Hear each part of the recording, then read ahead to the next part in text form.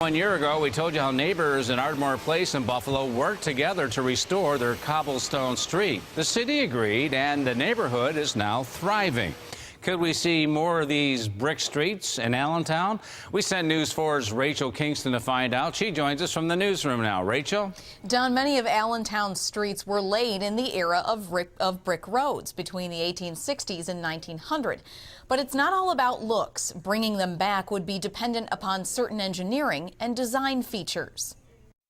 A year later, and people are still just coming by to see the red brick road. They love it, and it's just fun.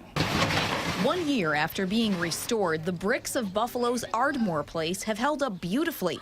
Drainage has improved and property values are rising. We have people just riding up the block just to look at it, and they love it. It's just the way it should be, original brick street. There's also been a number of homes that have gone up for sale. And one of the things that the buyers have always mentioned is they would love to live on a red brick road.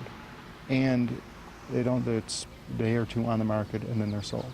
Now, as asphalt ages and wears, more bricks are being unearthed beneath streets in Allentown, leading some people to ask, why not here? I'm all for the idea. I think it improves the neighborhood. I think it causes people to slow down when they're driving. Sam Scarcello did some research on restoring brick streets while he was writing for Canisius College's student paper.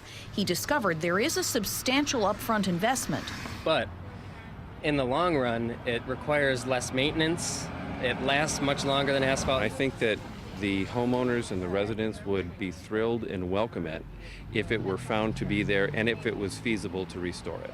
Not all brick and cobblestone streets are feasible to restore. Ardmore Place had a unique design feature that made it possible. The big thing for us was there wasn't any sort of utility lines running through the middle of the street. It's beautiful, and it lasted, and it's still good, and it's still going on. So if anybody else out there wants to do it, more power to them.